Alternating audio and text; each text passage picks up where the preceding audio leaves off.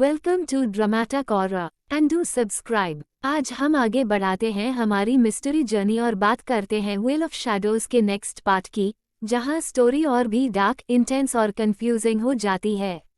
अगर पहले पार्ट में सिर्फ सस्पिशन था, तो अब हर कैरेक्टर डेंजर में है और टाइम भी उनके खिलाफ चल रहा है।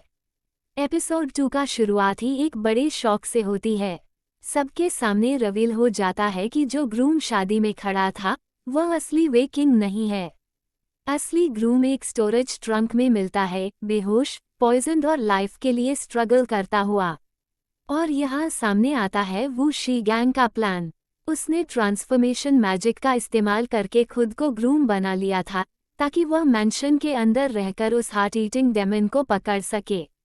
ये रिवील स्टोरी को कम्प्लीटली बदल देता है। अब ये सिर्फ वेडिंग नहीं, एक इन्वेस्टिगेशन बन चुकी है। हर कोई वू शी गैंग पर शक करता है, लेकिन वह कामली एक्सप्लेन करता है कि उसका इंटेंशन गलत नहीं था।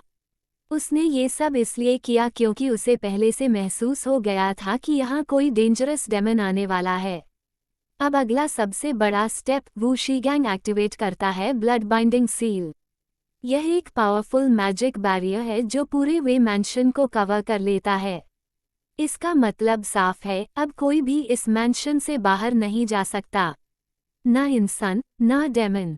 इस मोमेंट के बाद कहानी कंप्लीटली क्लोज्ड रूम मिस्ट्री बन जाती है। इमेजिन करो एक बड़ा मैंशन, अंदर कई लोग और उनमें से कोई एक किला है। बाहर जाने का कोई रास्ता नहीं, ट्रस्ट जीरो है और हर सेकंड खतरा बढ़ रहा है। लेकिन असली ट्विस्ट अभी बाकी है। अचानक मैं कैरेक्टर्स लू वुई, वू शी गैंग, वू वांग्यान, जी लिंग और ली जी सबके हाथों पर एक स्ट्रेंज मार्क दिखाई देता है। पहले तो लगता है कि यह कोई नॉर्मल निशान है, लेकिन जल्दी ही पता चलता है कि यह 5 सेंसस कर्स है। ये कर्स स्टोरी का सबसे डेंजरस एलिमेंट बन जाता है। इसका रूल सिंपल लेकिन टेरिफाइंग है। धीरे धीरे कैरेक्टर्स अपनी सेंसस खो देंगे। पहले टेस्ट जाएगा, फिर स्मेल, फिर टच, हियरिंग और अंत में साइट। और अगर डेमन को इससे पहले नहीं पकड़ा गया तो उनकी मौत तय है।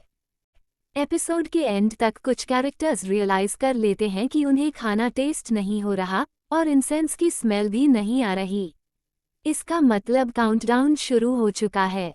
अब लू वुई की सीक्रेट मिशन भी रिवील होती है। उसे फॉर्मलेस मून पैलेस से मैसेज मिलता है। उसे बताया जाता है कि जी लिंग उसका फेटेड पर्सन है, यानी उसकी डेस्टिनी उससे जुड़ी हुई है। और अगर उसे अपना मिशन पूरा करना है तो उसे जी लिंग के पास रहना होगा। ये पार्ट स्टोरी में इमोशनल लेयर ऐड करता है, क्योंकि लू वुई एक फॉक्स डेमन है और जी लिंग एक हंटर। दोनों ऑपोजिट साइड्स पर हैं, लेकिन डेस्टिनी उन्हें साथ रहने के लिए मजबूर कर रही है। अब दोनों के बीच इंटरैक्शंस शुरू होते हैं, थोड़ा विटी बैंटर, थोड़ा सस्पिशन और थोड़ा हिडन कनेक्शन। ये फोर्स्ड प्रॉक्सिमिटी वाला ट्रोप स्टोरी को इंटरेस्टिंग बनाता है, क्योंकि दोनों एक दूसरे पर पूरी तरह ट्रस्ट नहीं करते, लेकिन साथ रहना भी जरूरी है। अब इन्वेस्टिगेशन आगे बढ़ती है। ग्रुप मैंशन के अलग अलग हिस्सों को एक्सप्लोर करता है। क्लूज ढूंढे जाते हैं, हर डिटेल एनालाइज की जाती है और तभी उन्हें मिलता है पहला सॉलिड क्लू, फॉक्स फायर और कुछ खास तरह का फर। ये क्लू कंफर्म करता है कि किलर कोई ऑर्डिनरी डेमन नहीं है, यह एक 9-टेल्ड फॉक्स है। और सबसे शॉकिंग बात, ये लू वुई के उन सेक्ट का ट्रेटर है। अब सिचुएशन और कॉम्प्लिकेटेड हो जाती है, क्योंकि लू वुई खुद भी फॉक्स डेमन है। इसका मतलब यह है कि वो इनडायरेक्टली उस किलर से जुड़ी हुई है। ये कॉन्फ्लिक्ट उसके कैरेक्टर को और लेयर्ड बनाता है। एक तरफ उसका मिशन है, दूसरी तरफ उसकी आइडेंटिटी। अब मैंशन का एटमॉस्फेयर पूरी तरह बदल जाता है। पहले जहां सेलिब्रेशन था, अब वहां फेयर है। जैसे जैसे सनसेट होता है, कोल्डनेस बढ़ती जाती है। हर शैडो सस्पिशियस लगती है, हर आवाज डर पैदा करती है। कैरेक्टर्स रियलाइज करते हैं कि डेमन सिर्फ छिपा नहीं है, वो एक्टिवली उन्हें देख रहा है।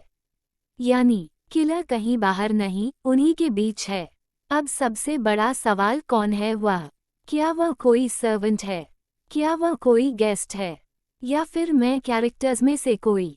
Please do like, share, comment and subscribe. Episode 3 की शुरुआत ही एक अनकंफर्टेबल रियलिटी से होती है। 5 सेंसस का सब अफेक्ट दिखाने लगता है। पहले जो सिर्फ वार्निंग थी, अब वो फिजिकल एक्सपीरियंस बन जाती है।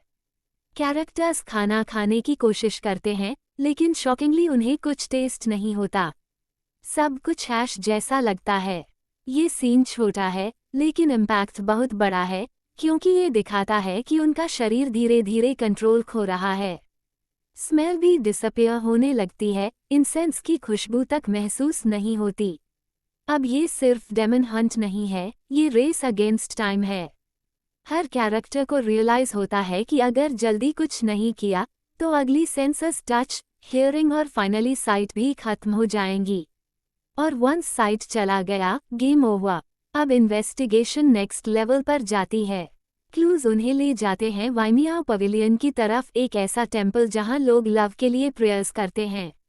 सरफेस पर यह प्लेस पीसफुल और सेक्रेड लगता है, लेकिन अंदर की रियलिटी टेरिफाइंग है। टीम जब यहां इन्वेस्टिगेट करती है, तो उन्हें पता चलता है कि यहां जो लव टैलिस्मन्स बेचे जाते हैं, वे एक्चुअली कर्स्ड हैं। उनमें फॉक्स अलूरिंग स्पेल यूज किया गया है।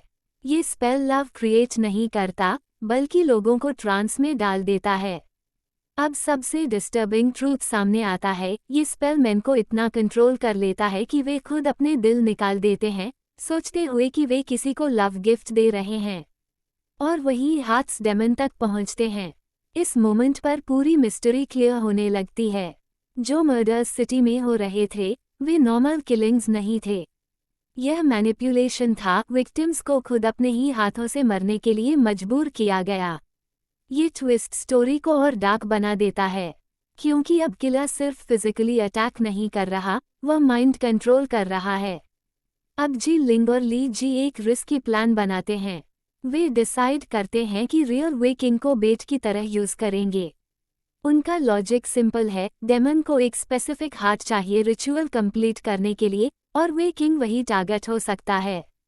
प्लान थियोरेटिकली स्ट्रॉन्ग लगता है, लेकिन एग्जीक्यूशन में प्रॉब्लम आती है। जब वे ट्रैप सेट करते हैं, तभी डेमन सीओ वे इल्यूजन क्लोन्स क्रिएट कर देता है। अचानक मल्टीपल वर्जन्स दिखने लगते हैं, और पूरा सीन केओस में बदल जाता है। इस कंफ्यूजन में सबसे बड़ी गलती होती है, डेमन हंटर्स और फॉक्स सिस्टर्स आपस में लड़ने लगते हैं। मिसअंडरस्टैंडिंग इतनी स्ट्रॉन्ग हो जाती है कि वे असली एनिमी को भूलकर एक दूसरे को टारगेट करने लगते हैं। और यही डेमन का प्लान था, डिस्ट्रैक्शन क्रिएट करना, ग्रुप को डिवाइड करना और मौका देखकर अपना काम पूरा करना। जब तक सबको रियलाइज होता है कि वे गलत डायरेक्शन में लड़ रहे थे, तब तक बहुत देर हो चुकी होती है। वे किंग गायब हो चुका है।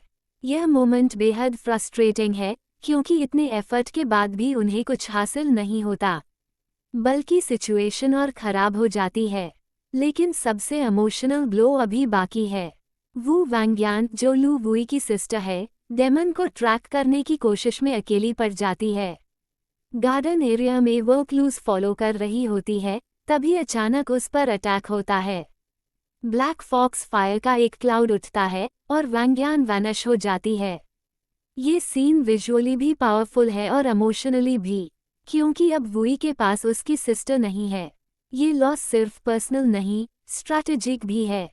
वांग्यान स्मार्ट और प्रोटेक्टिव थी, उसके बिना वुई अकेली और वल्नरेबल हो जाती है।